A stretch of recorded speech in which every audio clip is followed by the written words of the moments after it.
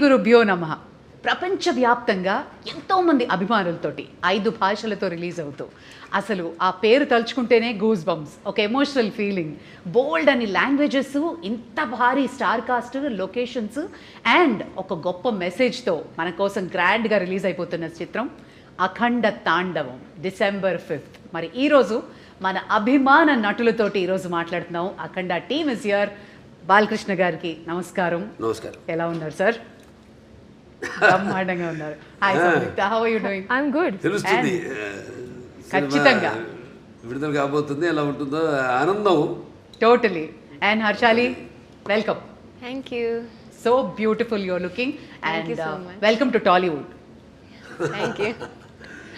నందమూరి బాలకృష్ణ గారు అంటేనే మాకు పిచ్చ అభిమానం. వాచ్ చేస్తున్న అశేష ప్రజానికానికి అఖండ 2 ఈ సంవత్సరంలో మాకు ఒక పెద్ద భారీ గిఫ్ట్. తెలుగు సినీ పరిశ్రమే కాకుండా 5 భాషల్లో. అది కూడా ఈ సంవత్సరం was a rocking year for you Bala sir. First పద్మభూషణ్లు అయ్యారు అండ్ ఈ సంవత్సరం భగవంత కేసరికి national award and world book of records.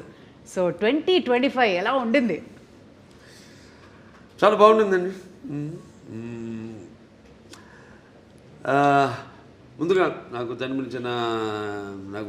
ఇంత ధన్యమైన జన్మనిచ్చిన నా తల్లిదండ్రులకు, ఇంత ధన్యమైన జన్మనిచ్చి నన్ను అందరి హృదయాల్లో ఆయన ప్రతిరూపంగా నిలిపినందుకు దైవాంశ సంభూతుడు, విశ్వానికే విశ్వ నట రూపం ఎలా ఉంటుందో చూపించిన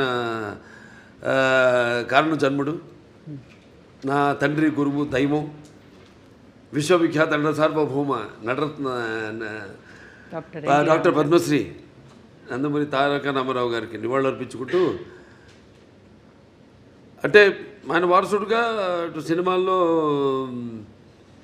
ఆయన మరబడిని ముందుకు తీసుకెళ్తూ అటు అన్ని రకాల సినిమాలు, అటు పౌరాణికాలు కానివ్వండి, జానపదాలు కానివ్వండి, సాంఘికాలు కానివ్వండి, సైన్స్ ఫిక్షన్స్ కానివ్వండి, ఇటువంటివన్నీ కూడా ముందుకు తీసుకెళ్తున్నందుకు చాలా సంతోషంగా ఉంది. వాటిలన్నిటికీ ఇటువంటి ప్రశంసలు కురిపిస్తున్నందుకు అటు ముందుగా దానికి మూల కారకులైన ప్రేక్షక దేవుళ్ళకి అందరికీ మేము చేసిన ప్రతి ప్రయత్నాన్ని ఆదరించి అభిమానించి ఇటువంటి ఘన విజయాలు అందించినందుకు ప్రేక్షక దేవుళ్ళందరికీ నా హృదయపూర్వక కృతజ్ఞతాభివందనాలు, కళాభివందనాలు తెలియజేసుకుంటున్నాను. ఇదే మన తెలుగు వారి ఒక ప్రత్యేకత. నాన్నగారి దగ్గర నుంచి కూడా ఆయనతోనే మొదలైంది. ఒక కొత్త రకపు సినిమాలు అందించడం, ప్రయోగాత్మక చిత్రాలు ముందే ఊహించి, అంటే ఒక 10 ఏళ్ళు ముందు ఎలా ఉండబోతుందని ఊహించి అటువంటి ప్రయోగాత్మక చిత్రాలు ఆయన మొదటి నుంచి చేయడం, దాని ప్రజలు ఆదరించడం, అంటే వెన్ను తట్టి ఇంకా ఇటువంటి మంచి సినిమాలు ఇవ్వండి అని అభినందించడం, ప్రోత్సాహాన్ని ఉత్సాహాన్ని ఇవ్వడం. సో ఆ వరవడిలోనే ఈ యొక్క ఆయన ఈ పరంపరను ముందు తీసుకెళ్తున్నందుకు సో అటువంటివన్నీ ఓకే, చాలా సంతోషం. అటు కేంద్ర ప్రభుత్వం నన్ను ఒక నటుడిగా గుర్తించి ఇన్ని రకరకాల విభిన్నమైన పాత్రలు చేసి ఇన్నేళ్ళు 50 సంవత్సరాలు అసలు మన ప్రపంచ చరిత్రలోనే అది ఎక్కడ ఏ భాషలోనూ ఎవరికి సాధ్యపడని 50 ఏళ్ళు హీరోగా నటించడం, దాని తర్వాత అటు హిందూపూర్ ఎమ్మెల్యేగా 3వసారి గెలవడం, తర్వాత ఈ Basavataraka Indo American cancer hospital and research ఇన్స్టిట్యూట్కి చైర్మన్గా 15 సంవత్సరాలుగా ఉండడం. సో వీటిలన్నిటికీ ఎటువంటి ప్రశంసలు ఇంకా మనం వెన్ను తట్టి ఇంకా వీటిని ఇలాగే కొనసాగించమని ఉత్సాహపరిచినట్టుగా భావిస్తాను. చాలా సంతోషం. Wonderful sir. ఇక ఎక్స్పెక్టేషన్స్ చాలా బాగా బ్రహ్మాండంగా పీక్లో ఉన్నాయి అఖండ 2 తాండవంకి. ఒకటి మీ ట్రైలర్ చూసాము, ప్రీ రిలీజ్ చూసాము, అండ్ మీ దివ్యమంగళ స్వరూపం చూస్తుంటే అసలు ఎలా సాధ్యమైంది సార్? అఖండ 1 ఎక్కడైతే ఎండ్ అయిందో తర్వాత ఏం జరుగుతుంది అని మేము బాగా ఎక్సైట్ అయ్యాం. మరి మీకు పెద్ద ఛాలెంజ్ ఎలా ఉండింది? కథ అక్కడి నుంచి ఎలా మొదలవుతుంది అసలు? అంటే మొత్తం కథ సినిమా చెప్పేమంట లేదు టీజర్ ఇవ్వండి చాలంతే. లేదు లేదు సినిమా ఏంటంటే ముందు నాకు బోయపాటి శ్రీనివాస్ గారికి ఒక మొదటి నుంచి కూడా మేము సినిమా చేసిన లెజెండ్ చేసిన తర్వాత అఖండ మొదటి భాగం చేసిన ఇప్పుడు అఖండ తాండ రెండో భాగం చేస్తున్నా. ఎప్పుడు మేము ఎక్కువ సబ్జెక్ట్ డిస్కషన్స్ కానీ ఎక్కువ పెట్టాం. ఎక్కువ మాదంతా కట్టే కొట్టే తెచ్చే పద్ధతి అంతే. అంటే ఎందుకంటే మాకు అలా కుదిరింది. అంటే ఆయన నాకు ఆయనకు ఉన్న వైబ్రేషన్స్. సో ఏదైనా ఎక్కువ దాని గురించి ఆలోచించాం. ఒక్కొక్కసారి ఒక సినిమా పూర్తి అయ్యాక మళ్ళీ లెజెండ్ చేసినప్పుడు సినిమా గురించి కానీ, లేకపోతే లెజెండ్ అయిన తర్వాత అఖండ చేసినప్పుడు లెజెండ్ గురించి కానీ, లేకపోతే ఎప్పుడు అఖండ తాండవం చేస్తున్నప్పుడు అఖండ గురించి కానీ ఎప్పుడు మేము మాట్లాడుకోం, డిస్కస్ చెయ్యం అసలు. అదొక ఇదిగా ఫీల్ అవ్వం మేము ఎప్పుడు. అంటే ఒకరి మీద ఒక నమ్మకం మాకు. అసలు ఆ జార్జియాలో ఆ మైనస్ టెంపరేచర్స్లో మీరు అలాంటి గెటప్లో వస్తుంటే ఆ ట్రైలర్ చూసి నిజంగా ఒళ్ళు పులకరించిపోయింది సార్ మాకు. ఆ త్రిశూలంతో చేసిన ఫైట్ కానీ, ఆ ఐస్లో జనాలతో చేసిన ఫైట్ కానీ వాజ్ అమేజింగ్. మీకు చలనిపించలేదా, లేదా హౌ ఫోకస్డ్ వేర్ యూ? అంతేనండి. ఇక బాత్రూంలోకి వెళ్తే ఇక ఆకాశమే అంతే. ఇక ఏ మూడ్లో ఉంటాను ఏంటో. ఇప్పుడు ఒక పాత్రకి వెళ్ళేవాడు నాకు తెలియదు ఆ పాత్ర గురించి.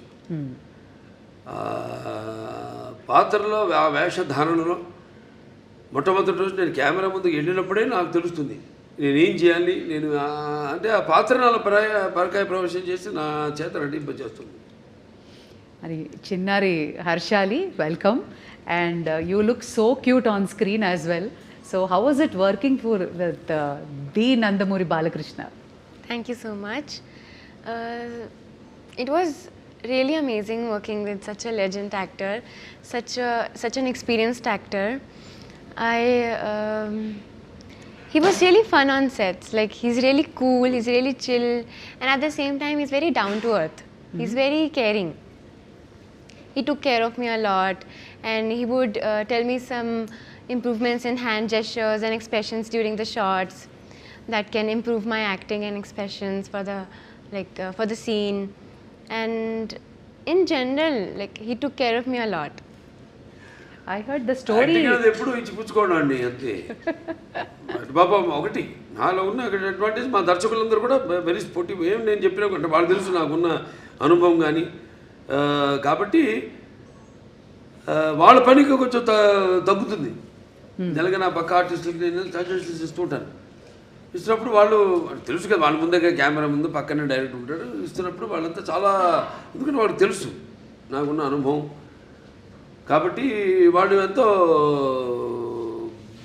అంటే చేయడం కూడా ఒక నా కర్తవ్యంగా ఒక బాధ్యతగా భావిస్తాను.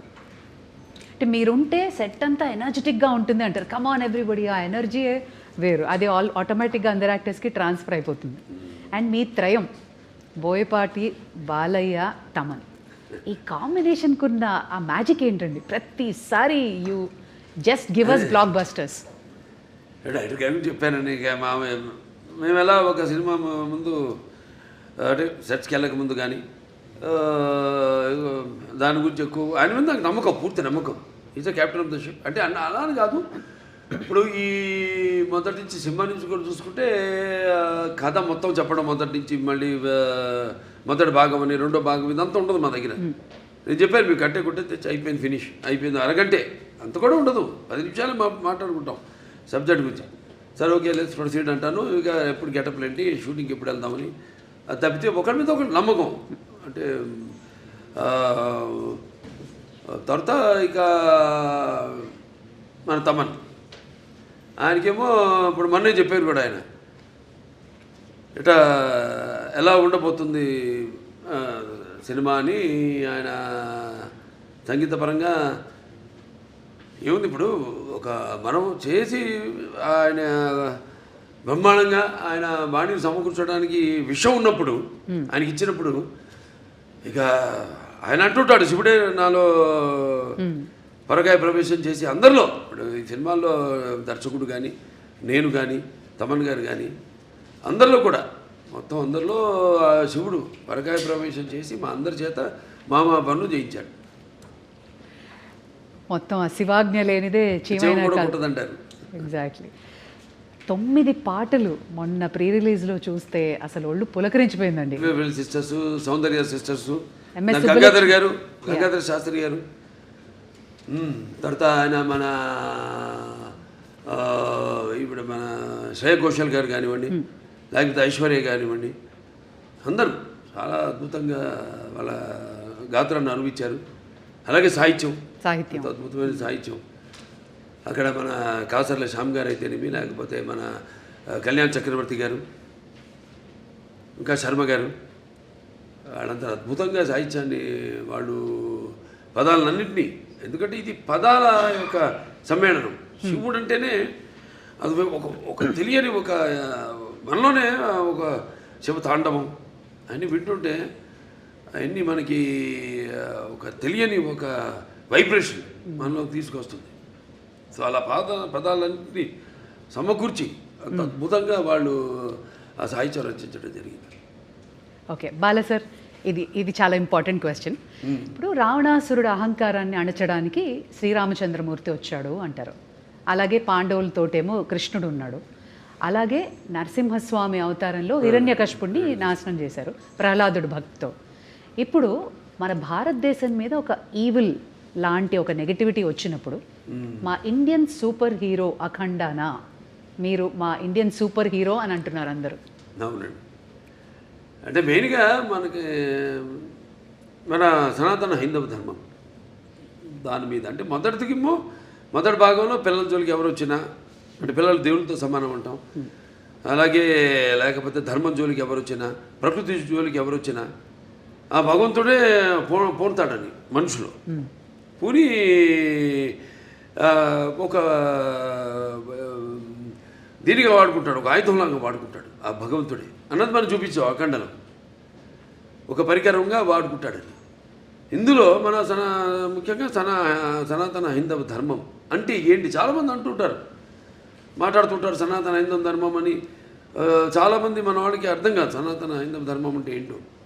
సో దాన్ని ఎంతో, అంటే సినిమా అన్నది ఒక మనిషి తన దైనందిన కార్యకలాపాలలో సతమతమవుతూ ఈ అన్న అవసరాలతో పాటు ఈ సినిమాని కూడా ఒక సాధనంగా ఎంచుకున్నాడు మనిషి. అప్పుడు మనం ఆలోచించాలి సినిమా అంటే ఏంటి, సినిమా వల్ల మనం ఎలా ఎటువంటి సినిమాలు తీయాలి అన్నది అటు నిర్మాతలు కానీ, దర్శకులు కానీ, నటులు కానీ ఆలోచించాలి ఎటువంటి సినిమాని మనం ఇవ్వాలని. సో అటువంటి సనాతన ధర్మం మనం ఇప్పుడు జరుగుతుంటే ఈ సినిమాలో కాకతాళీయం, ఈ సినిమా కాకతాళీయం యాదృచ్ఛికమో మొదలుపెట్టిన దగ్గర నుంచి, మొదలుపెట్టిన దగ్గర నుంచి ఏవైతే ఈ సినిమాలు పొంచి పెట్టామో అవన్నీ కూడా త్వరతో జరిగినాయి కళ్ళ ముందు. అది విశేషం. సో ఇప్పుడు హైందవ ధర్మం అంటే ఏంటి, దాని యొక్క శక్తి, దాని యొక్క గౌరవం, దాని యొక్క పరాక్రమం ఏంటి అన్నది. దాని తర్వాత మన సనాతన హైందవ ధర్మానికి మూలాలైన సత్యం కోసం పోరాడాలి, ధర్మంగా మనం జీవించాలి, లేకపోతే అన్యాయం ముందు మనం తల వంచకూడదు, ఇవన్నీ. సో చాలా అది నేను చెప్పినట్టు యాదృచ్ఛికమో కాకతాళీయమో.